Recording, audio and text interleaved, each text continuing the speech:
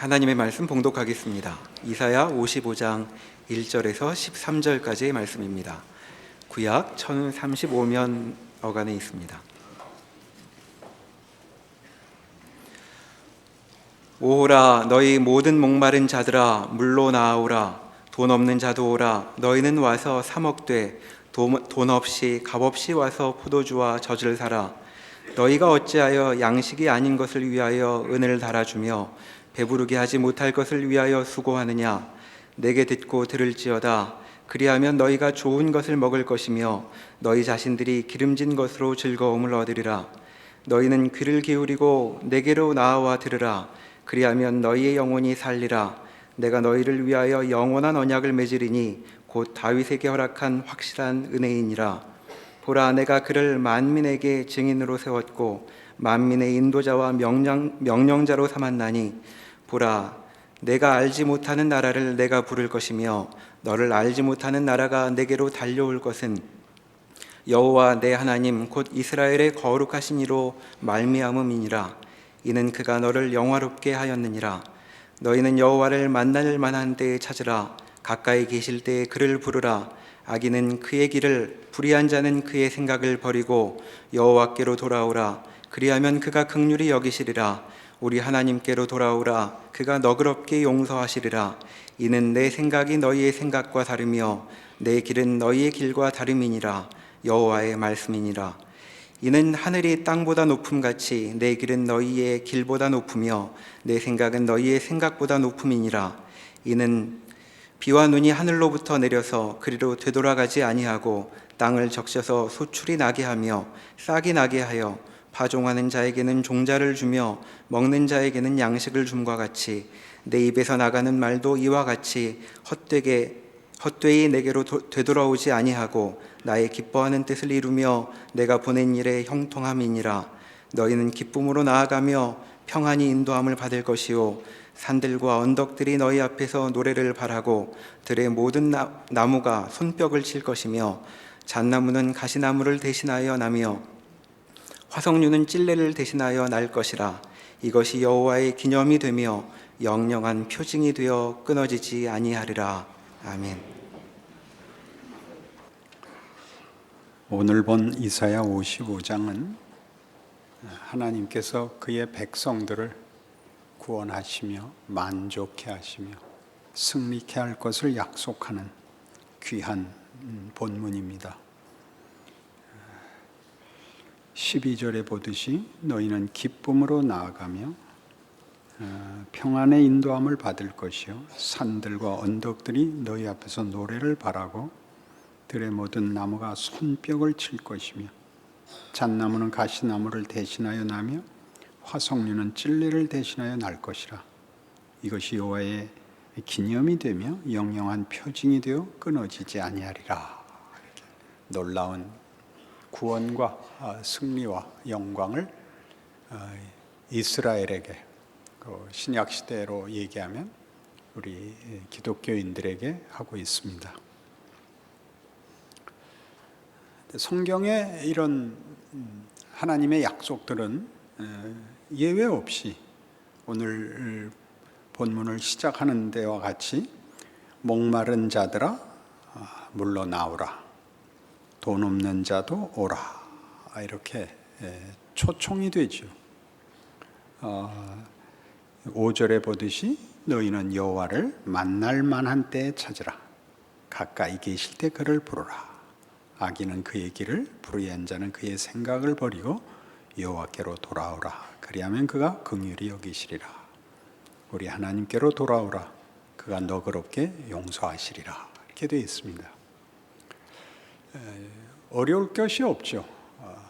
잘못된 것을 회개하고 아버지 앞에 나오면 받아주시고 고쳐주시고 복 주신다는 우리 잘 아는 기독교 신앙의 중요한 내용입니다. 그러나 이런 우리가 아는 것으로는 오늘 본문이 앞뒤가 잘 연결이 되지 않습니다. 목마른 자들을 부르고 악인의 길을, 못난 생각을 버려야 되는 이런 회개의 초청, 또 구원의 초청은 그 설명이 8절에 보듯이 이는 내 생각이 너희의 생각과 다르며 내 길은 너희의 길과 다름이니라. 이는 하늘이 땅보다 높음같이 내 길은 너희의 길보다 높으며 내 생각은 너희의 생각보다 높으니라. 이렇게 연결되는 것은 우리가 쉽게 생각하는 회개, 결심, 각오 같은 것들로 이렇게 어떤 결단이나 어떤 선택 같은 것보다는 더 큰 내용임을 암시하고 있습니다. 지금 이 내용은 당연히 그 역사적 배경이 바벨론의 포로로 잡혀간 유대인들을 향한 그 하나님의 약속이며 권면입니다.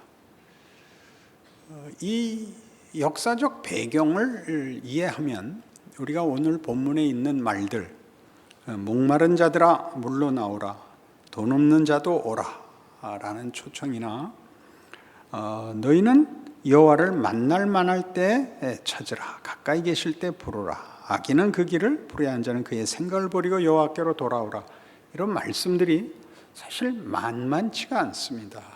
왜냐하면 그러려면 바벨론 포로 전에 했어야죠. 이미 파셨잖아요. 그러니까 40장부터 시작된 이 55장까지 이르는 내용은 사실 무엇이었냐 하면 망한 이스라엘, 유다를 향하여 회복을 약속하는 대목이거든요. 너희는 위로하라, 내 백성을 위로하라. 내 백성은 그 벌을 배나 받았느니라. 이젠 족하다. 내가 너희를 구원하겠다. 어찌 내가 너희를 놓겠느냐. 이런 약속들이 나오는 그 역사적 배경 속에 있고, 그렇게 되기까지의 역사적 배경은 1장에서 39장에 이르는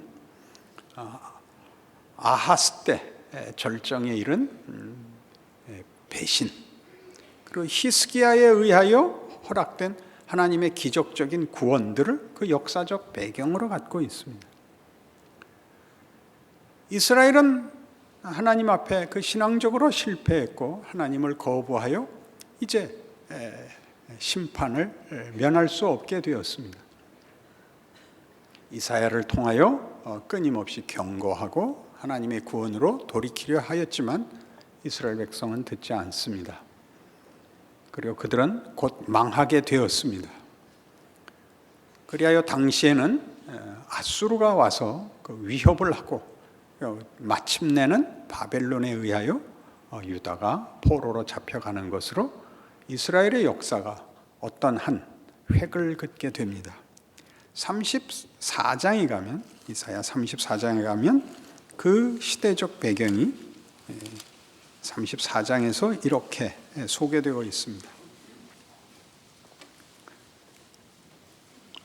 열국이여 너희는 나와 들을지어다, 민족들이여 귀를 기울일지어다. 땅과 땅에 충만한 것 세계와 세계에서 나는 모든 것이여 들을지어다. 대저 여호와께서 열방을 향하여 진노하시며 그들의 만군을 향하여 분내사 그들을 진멸하시며 살육당하게 하였은즉 그 살육당한 자는 내던진 바 되며 그 시체의 악취가 솟아오르고 그 피의 산들이 녹을 것이며 하늘의 만상이 사라지고 하늘들이 두루마리같이 말리되 그 만상의 쇠잔함이 포도나무 잎이 마름 같고 무화과나무 잎이 마름 같으리라.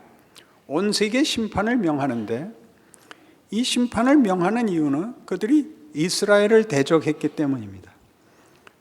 여기서 열방은 말하자면 애굽이고 아람이고 아수르고 바벨론입니다. 그리고 이런 열방을 향한 심판은 그들이 하나님을 섬기는 자들을 대적함으로써 하나님을 대적한 것이기 때문에 심판이 선포되고 있는데, 그들이 하나님을 대적한 것은 사실 따지고 보면 이스라엘이 하나님을 배반했기 때문에 하나님이 그들에게 팔았던 것입니다. 이스라엘을 심판하기 위하여 그들을 채찍으로 썼는데 이제 와서 그 채찍 보고 화를 내시는 것이죠. 그러니까 그렇게 화를 낸다는 건 하나님이 이스라엘을 이미 파셨고 그 채찍으로 때리신 탓입니다. 그래서 그 채찍에게 화를 내십니다. 35장에 오면 그래서 광야와 메마른 땅이 기뻐하며 사막이 백합화같이 피어 즐거워하며 무성하게 되어 기쁜 노래로 즐거워하며 레바논의 영광과 갈멜과 샤론의 아름다움을 얻을 것이라. 그것들이 여호와의 영광 곧 우리 하나님의 아름다움을 보리로다. 이거는 메맞은 이스라엘의 회복입니다. 이 두 가지를 잊지 않아야 됩니다. 자식을 옳게 만들기 위하여 채찍으로 때리고 그 채찍을 꺾어버리고 채찍에 화를 내시고 채찍으로 때린 자식은 이렇게 영광스럽게 할 겁니다. 그러니까 이스라엘은 이미 맞았죠. 이미 맞았고 그리고 결과적으로 그 채찍은 꺾어버릴 것이고 이스라엘은 회복될 것입니다. 그리고 무슨 일이 기록되냐면 36, 37, 38, 39가 36장에 아수르의 침공으로 인한 예루살렘의 위기, 그리고 산헤립이 왕이었는데 랍사게를 군대 장관으로 세워 예루살렘을 포위 공격해 하고 히스기야와 여호와를 조롱합니다. 36장 이야기고 37장에서는 그래서 히스기야가 그 랍사게가 보낸 위협적인 그 글을 가지고 하나님 앞에 나아가 하나님께 기도하는 모습입니다. 그래서 하나님이 대답하시죠. 너 가서 너 걱정 마라. 내가 이 아수르를 멸할 것이다. 그래서 하루아침에 하나님의 천사가 내려와 18만 5천을 죽여버렸습니다. 그래서 다 망하고 도망가서 산헤립은 자기가 섬기는 자기네 신전에 들어갔다가 아들들에 의해서 죽습니다. 그리고 38장에 히스기야가 병이 듭니다. 그리고 병들어 고뇌하는 탄식과 비명과 기도가 소개되고 있습니다.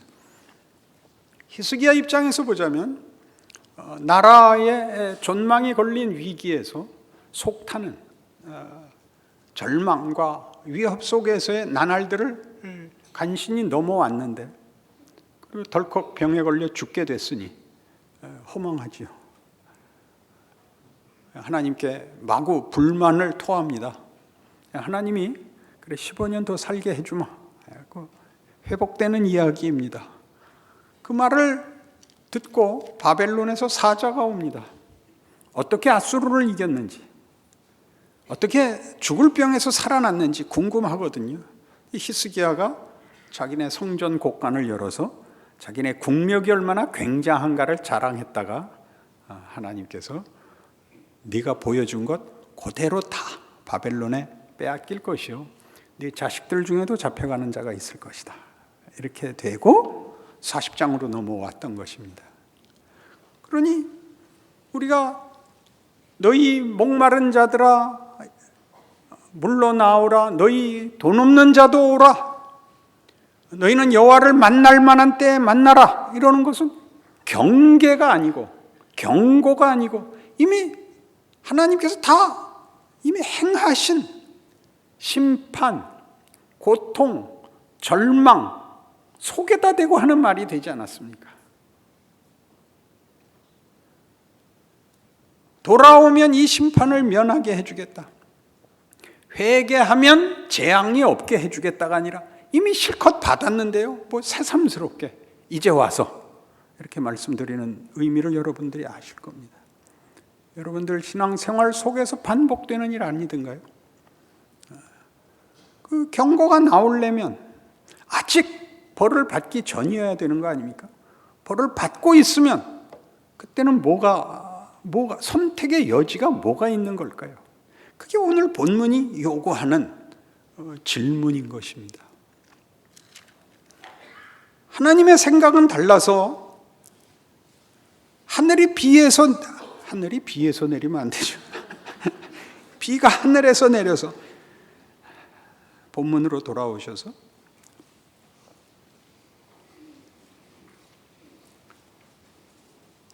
8절부터 다시 보죠. 이는 내 생각이 너희의 생각과 다르며 내 길은 너희의 길과 다름이니라. 여호와의 말씀이니라.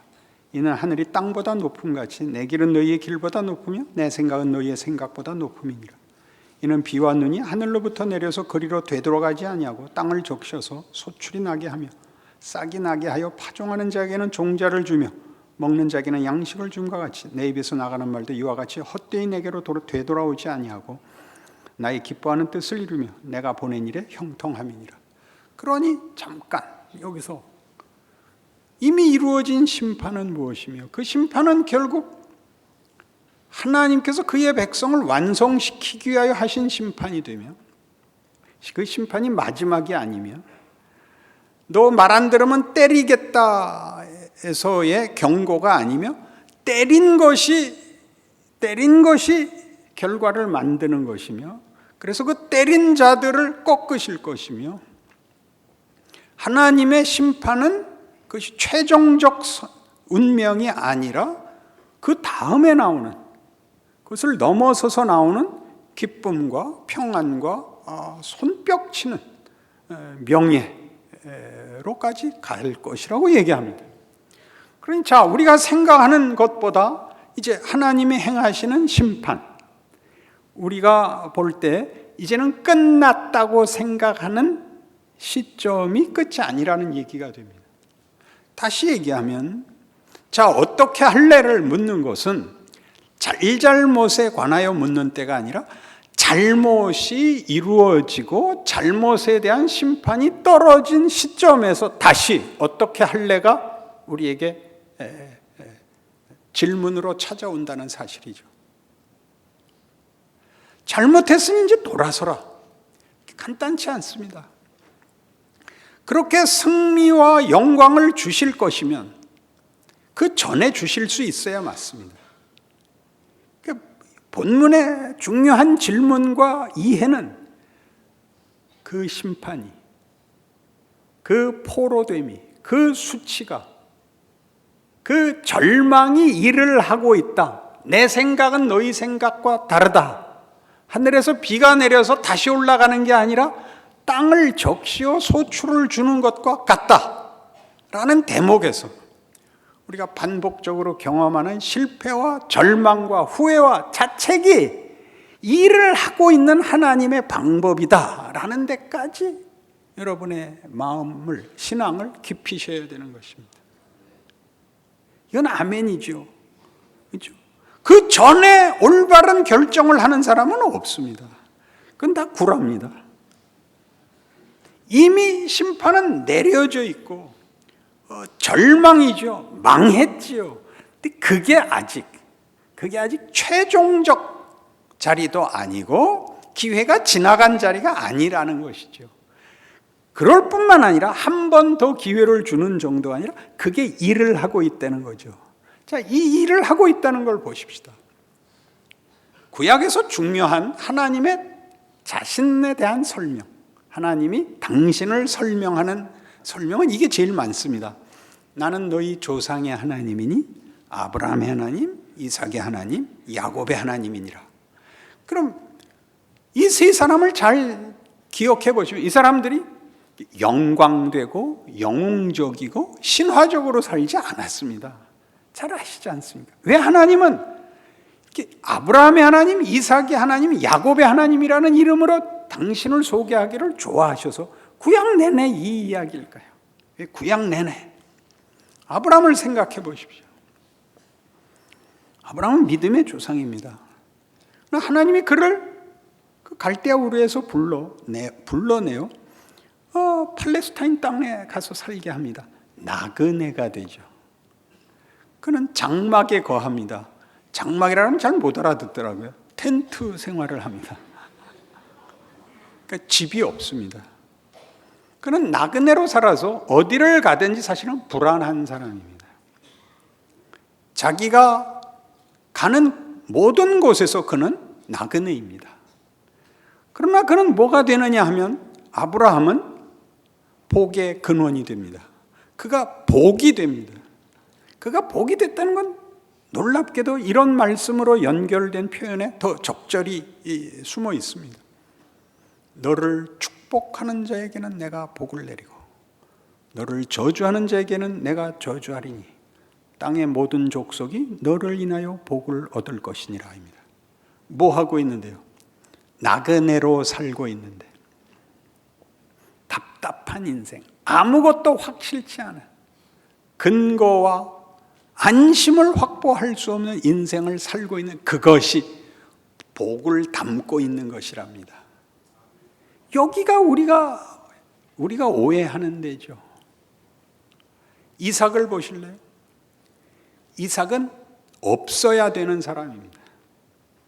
그는 아브라함 100세에 얻었고 아이를 생산할 수 없을 때 난 자식이며 그나마도 분명히 하기 위해서 이삭의 의미를 분명히 하기 위해서 하나님이 잡으라고 합니다.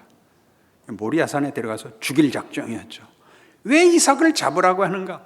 얘는 없어도 된다입니다. 없어도 된다. 잡아라.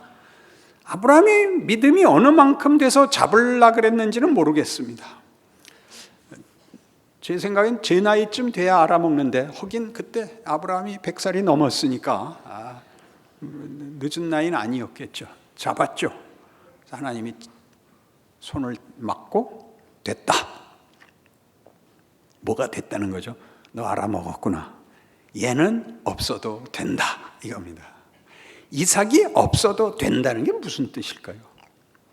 하나님이 하시려는 일은 창조와 부활에 속한 것들입니다. 우리가 이해하는 인과 법칙이나 시간의 전후나 문맥이나 조건이나 상황이나 어느 것도 필요 없습니다. 하나님이 하시고자 하면 만드시는 것입니다. 그 만든 것이 이삭이죠. 태어날 수 없고 살아있으면 안 되는, 우리가 얘기하자면 기적이고 초월이고 신비고 이해할 수 없고 부정적으로 얘기하면 모호하고 막막하고 절망이고 말이 안 되는, 그게 이삭이죠. 이삭은 평생을 그렇게 삽니다. 그래서 창세기에서 이삭은 한 번도 영웅적이거나 모범적인 모습이 보이지 않습니다. 이삭에 대해서 할 얘기가 없습니다. 그는 신화적이지기도 위대한 업적도 없습니다. 그가 증언하는 것은 하나님의 일하심의 구체적 존재입니다. 그러니까 우리는 우리 스스로도 그렇고 세상이 봐도 그렇고 내 가족이 봐도 그렇고 말이 안 되는 겁니다. 말이 안 되는데, 근데 하나님이 여기다 채우신다는데, 하나님이 채우신다는데 여러분이 이렇게 닫고 그건 말이 안 됩니다. 나는 불안합니다. 받을 능력이 없습니다. 생길 리가 없습니다. 바보 같은 놈. 이게 성경이 하고 싶은 얘기입니다. 그럼 아무것도 안 해도 됩니까? 여기에서 여러분들이 오해를 하죠. 아무래도 괜찮습니까가 게을러지고 거부하고 마음대로 하는 것으로 오해되고 있죠. 내가 생산하지 못해도 되고 내가 쌓아놓지 않아도 되는, 하나님만이 만드시는 것으로 내 존재에, 내 인생에, 나라는 이름에 하나님이 마음껏 채우신다고 이삭이 증언하는 것입니다. 야곱은 어떻게 된 거죠? 야곱은 자기 마음대로 산 사람입니다. 그는 장자권도 빼앗아가고 외삼촌 속이고 재산도 늘리고 그 종래 결국 고향으로 돌아올 수밖에 없게 되었는데 사방에 적들만 남았거든요. 자기를 위하여 살기 위해서 모든 사람과 적이 됐습니다. 그는 고향으로 돌아올 수밖에 없는데 형이 기다리고 있습니다. 죽이려고 기다리고 있습니다. 야복나루 사건 창세기 32장이 되죠. 그러나 하나님은 야곱에게 복을 주시겠다고 28장에서 약속하십니다. 베델 사건입니다. 그리고 그 20년 동안의 방황, 고집, 자기 주장이 고스란히 허락됩니다. 그리고 돌아와 하나님의 사자와 씨름하게 됩니다. 야곱이 하는 씨름이 아니라 하나님이 거는 씨름입니다. 그는 항복하지 않습니다. 어디서 항복하게 되죠? 야곱의 변화는 어디서 일어나죠? 죽음입니다. 여호와의 사자가 그를 치고 이게 뭔지를 압니다. 죽음을 이기지 못하는 것은 가치 있는 것이 없다. 라는 마지막 이 경고 앞에서 그가 가진 모든 것, 그가 고집하고 그가 놓지 않으려고 하는 모든 것을 놓고 이 죽음을 넘어서는 것을 주십시오 라고 고백하는 자리가 야복나루 사건입니다. 그 야곱에게서 하나님이 뭘 보였죠? 죽음을 보였죠. 죽음을 보였다는 것은 여러분 이렇게 쉽게 생각하시면 안 됩니다. 죽음을 면하는 길을 보이거나 죽음이 필요 없는 해결책을 보였다는 의미가 아닙니다. 죽음을 넘어서게 하는데, 죽음을 넘어섰다는 것은 예수 그리스도에게서 너무나 분명하게 일어납니다. 예수는 우리를 구원하기 위하여 시간과 공간 속에 오십니다. 성육신이라고 얘기하는 구체적인 모습으로 오십니다. 그리고 그는 그의 삶을 기적으로 살고 오해 속에 살고 배신 속에 살고 그리하여 수치와 고통 속에 죽습니다. 그의 죽음이 부활까지 감으로써 우리는 부활을 가려면 당연히 성육신, 한계 속에 들어오고 순종하고 오해받고 배신당하고 고난과 수치 속에 억울한 죽음을 당하는 것들을 연결해야 부활에 간다는 걸 알게 됩니다.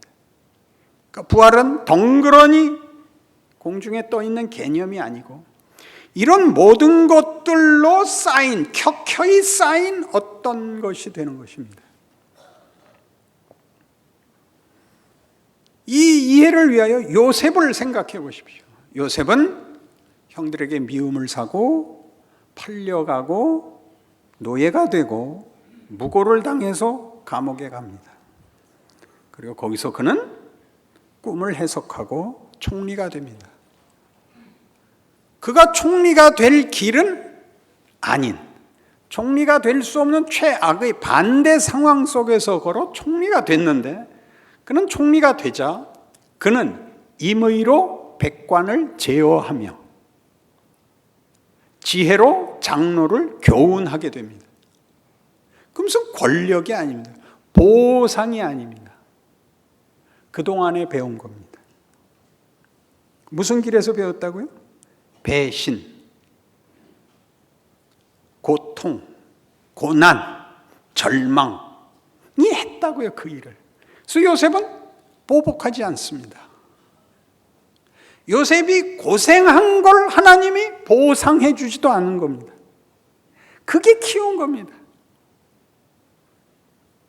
죽음이란 희한하게도 하나님이 우리 모든 신자들에게도 예외 없이 적용하셔서 우리는 설명할 수 없는 죽음을 우리 인생에서 실컷 봅니다. 왜 하필 그 사람이 먼저 죽는가? 그런 생각 해본 적 당연히 있죠. 얘가 먼저 죽어야 되는데 왜 제가 죽는가? 왜 나이의 순서에 상관이 없는가?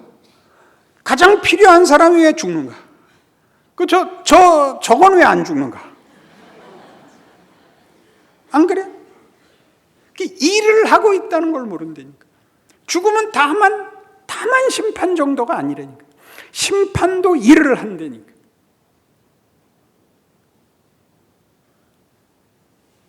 요한복음 14장.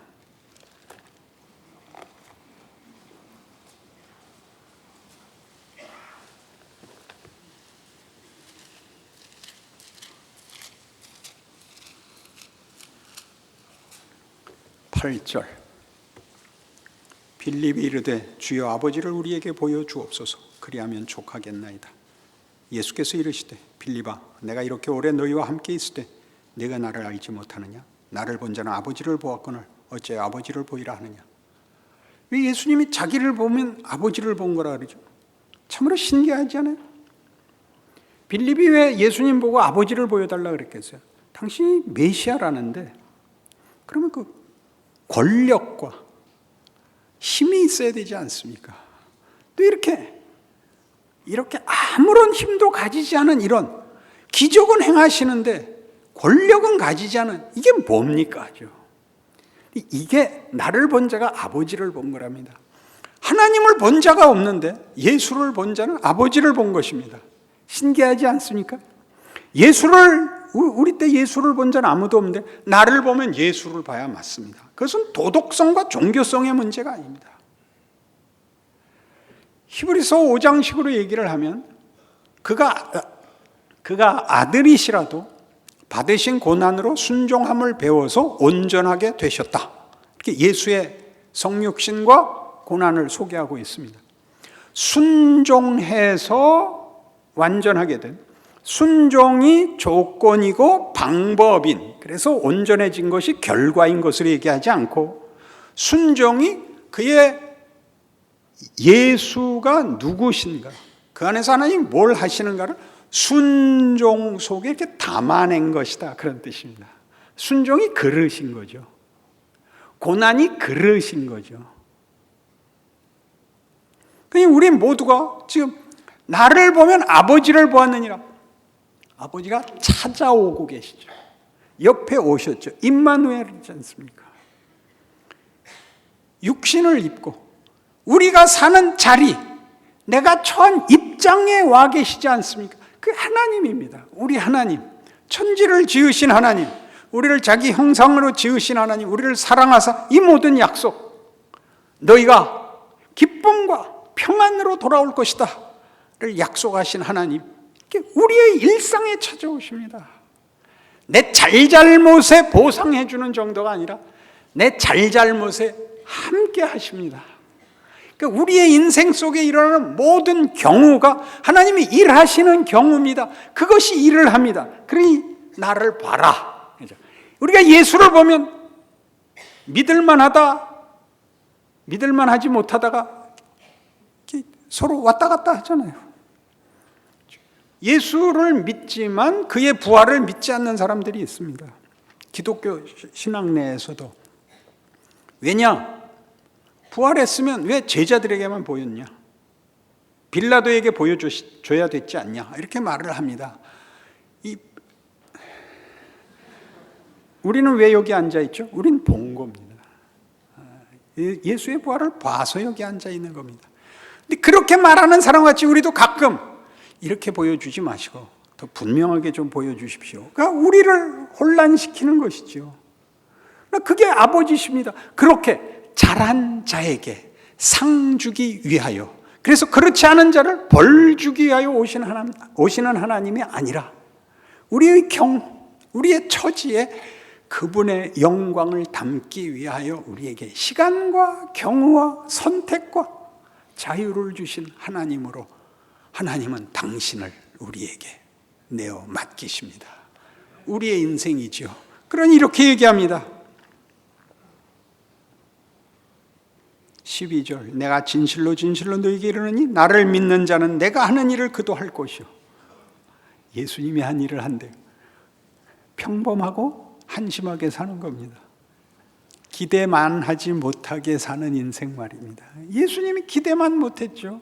메시아라는데 우리 모두 그게 억울한 거 아닙니까? 그렇죠? 나를 믿는 자는 내가 하는 일을 그도 할 것이요 또한 그보다 큰 일도 하리라입니다. 그보다 큰 일은 뭘까요? 더 고생하는 걸까요? 잘 모르겠습니다. 예수님보다 더 고생을 할 수는 없을 것 같습니다. 그건 아니고 보다 좀 나은 걸 겁니다. 그리고 이렇게 약속하죠. 너희가 내 이름으로 무엇을 구하든지 내가 행하리니 이는 아버지로 하여금 아들로 말미암아 영광을 받으시게 하려 함이라. 예수의 이름으로 구한다는 것은 무슨 주문에 이렇게 인증을 해주는 것이 아닙니다. 예수를 보내신 하나님, 예수로 일하신 하나님, 우리의 인생 속에 일하고 계시는 하나님, 메시아의 길을 잇게 하는 하나님, 내 처지, 내 실력, 경우를 다 받아준다 라는 약속이죠. 그러니 기독교 신앙이 약속하는, 그리고 지금도 마음껏 허락하는 은혜란 뭘까요? 은혜는 안심이 아닙니다. 해결이 아닙니다. 은혜는 살아보라는 것입니다. 하나님의 사람으로 살아보라는 것입니다. 많이 울까고 하십시오. 그 눈물들이 웃은 것보다 더 큰 일을 만들어낸다는 것 확인하시게 될 겁니다. 기도하십시다. 하나님 아버지 은혜를 감사합니다. 우리의 인생에 우리의 눈물과 절망과 비명과 분노가 일을 한다는 것을 배웁니다. 마음껏 더 깊고 크게 우리의 인생을 살아내고 하나님의 동행과 기적을 보는 우리의 인생 되게 하여 주시옵소서. 지금은 우리 주 예수 그리스도의 은혜와 하나님 아버지의 극진하신 사랑과 성령님의 동행하심이 하나님을 아버지라 부르는 것이 얼마나 큰 것인지, 예수 이름으로 무엇이든지 구할 수 있다는 것이 무엇인지 알고 자기 인생을 충실히 살아내는 복을 누리는 우리 모두 되게 하여 주옵소서. 함께 충만하옵소서. 아멘.